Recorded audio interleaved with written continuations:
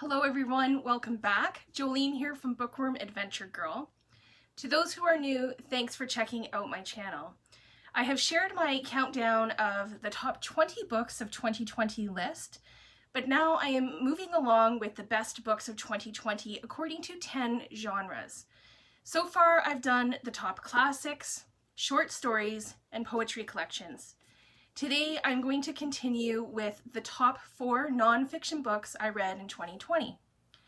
Some nonfiction books did make it into my top 20 books list, but I have put most of them in other categories, so only 3 of these are new, and the last one made it into my top 20 list. I am going to start with a collection of essays edited by Roxanne Gay called Not That Bad. Not That Bad is an anthology of 30 essays, and the essays are written by diverse people ranging from very well-known celebrities to people not well known by the public. And what these men and women have in common is that they have all had some experience of sexual assault or rape. And these stories all have examples of rape culture and the impact rape culture has on a society that allows it. So obviously the content in this book is difficult. This is not an easy read, but I think it should be required reading for all men and women. And if you have access to the audio of this, I would also recommend listening to the audio because each essay is told by the person who wrote it, and it gives the stories, even more impact. The next 3 books are by Indigenous Canadian authors. So first is 7 Fallen Feathers by Tanya Talaga. This is a very well-researched book that centers around 7 Indigenous teenagers in Thunder Bay, Ontario, who all died between 2000 and 2011. Talaga takes us from these young people's northern communities, giving us reasons why they came to Thunder Bay, the difficulties that they had in adjusting to a city and a new culture and mindset. They faced a lot of challenges at their high school with their boarding houses and being so far away from their home and families. There was also the biases, the racism, and the prejudice that they just couldn't seem to get away from. All of their deaths are mysterious. All of them were either not investigated or not investigated well, and all 7 of them are still unsolved.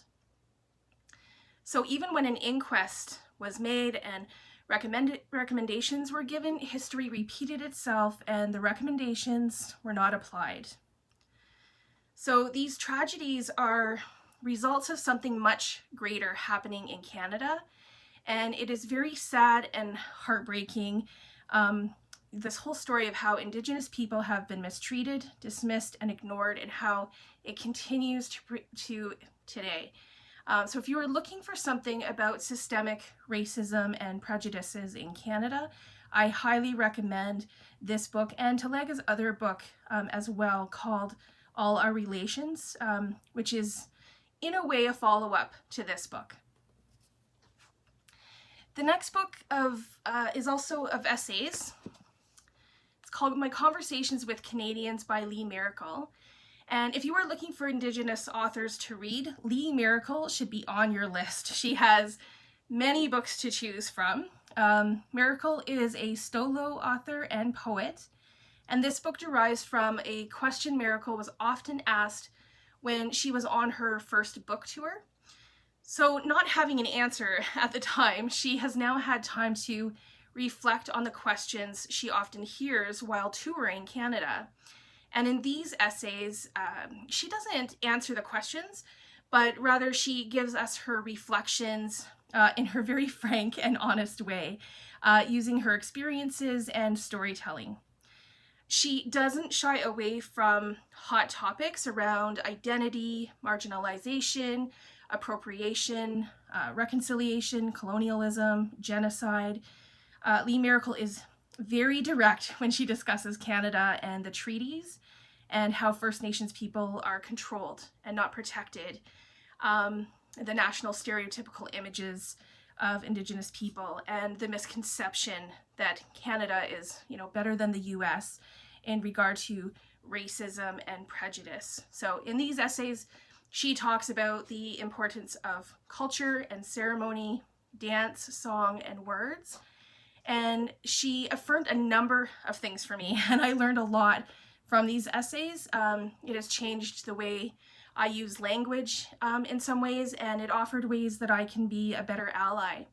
So there is something in these essays, I think, for all people that they can learn from. And then finally, the fourth book, One Drum, Stories and Ceremonies for a Planet by Richard Wagamese. This is the nonfiction book that made it into my top 20 books of 2020, so I won't say too much about it here. This is the book that Wagamese was writing when he passed away. And the book was to take the 7 grandfather teachings and offer them to all of us. And unfortunately, it wasn't completed. But what Wagamese offers here is beautiful and so good for the soul. It's definitely worth checking out. And as some of you know, and I've mentioned it before, that my dogs are always, in the videos. Again, only one of my dogs is behind me. So Pandy is in the kitchen because food is being prepared in the kitchen. So Pandy will often, choose food over being with me. But my boy Jax, he chooses me every time, and I love him for it. So I actually think he's awake. I think he's, yeah, there he is. He knows we're talking about him. Hey, buddy. You gonna say hello to everybody? He really needs to get his hair cut.